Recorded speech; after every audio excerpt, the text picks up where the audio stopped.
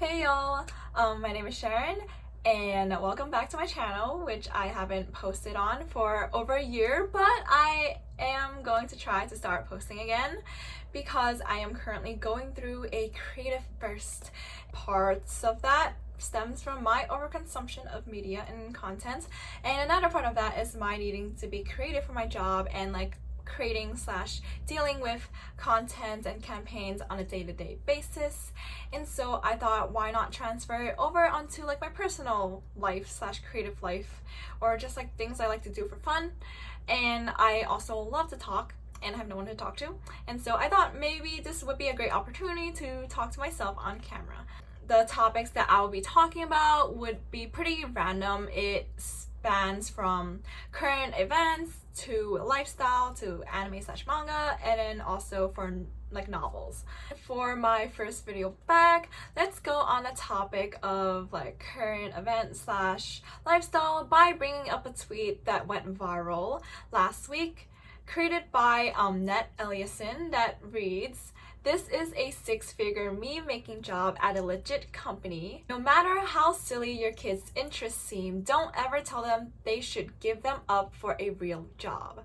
And so the picture is a job posting for a meme artist slash shitposter plus community manager at a company called Gitcoin.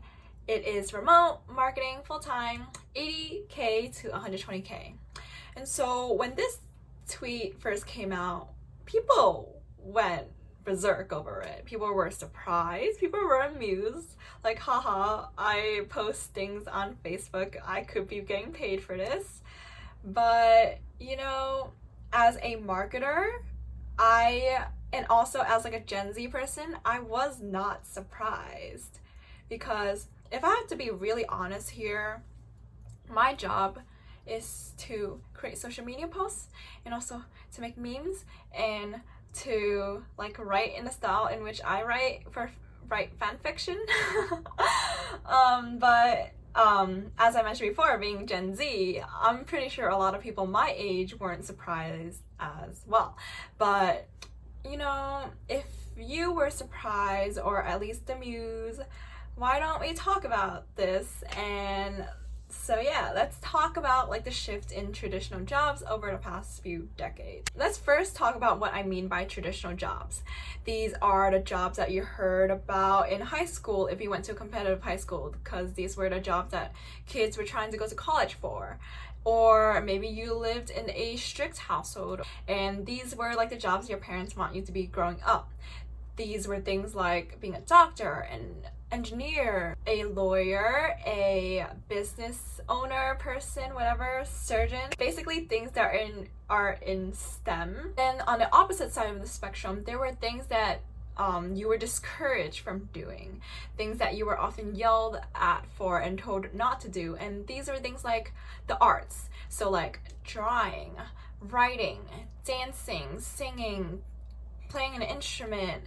And these were also things like playing video games. And so perhaps our parents were right, a few decades ago. In the landscape of the past, it definitely is a lot harder to be a traditional artist, drawing something, trying to sell the artworks, commissioning, whatever, trying to write a book, getting it published and getting it recognized, creating music, performing, things like that. And honestly, back then, what would you even do if you were a gamer? Who knows? Thankfully, things have changed a lot over the past few years. You can still be the traditional artist if you want to.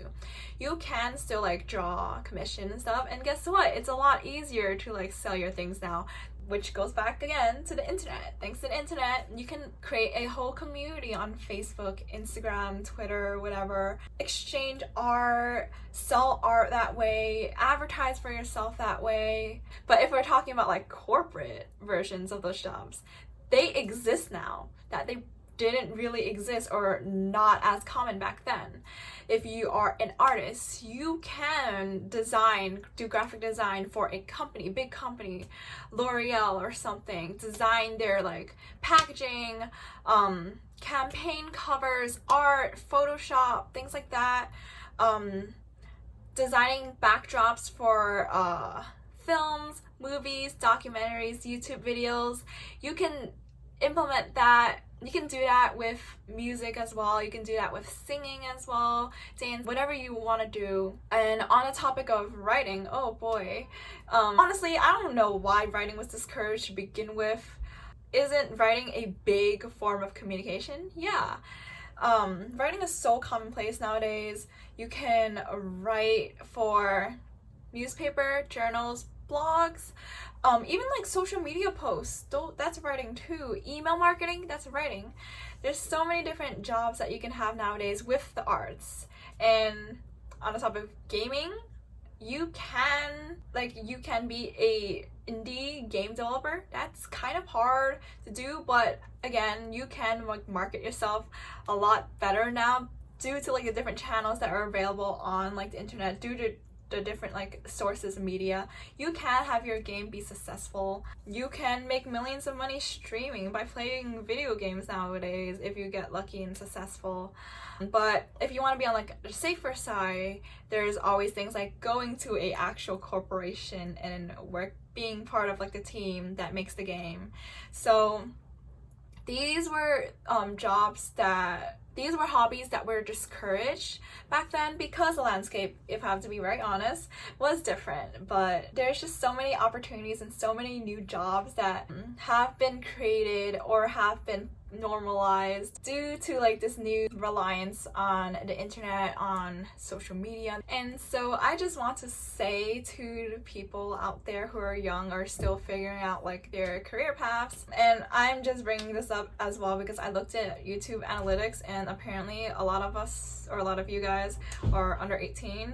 If you have a hobby, if you have an interest, go for it. Because if you really like something, you're a lot more motivated or energized to do that thing. And so I just think with all that hard work, it will probably go somewhere. And so yeah, I'm just gonna end the video there. If you want to contribute to the conversation, feel free to comment down below what your hobbies are and whether or not you're translating that into your careers. And if you want to talk to me, which I would love to, I'm gonna drop a link to a Google form down below. It's just to like fill out your like name, not full name if you're not comfortable, but also like I guess like your Discord or something, and we can figure out a conversation to talk about. And if it's appropriate or if you want to, it can turn out to be like a YouTube video. But yeah, thank you so much for staying till the end, and I hope you have a great rest of your day or week or whatever, and I'll see you next time because I'm gonna be consistent this time.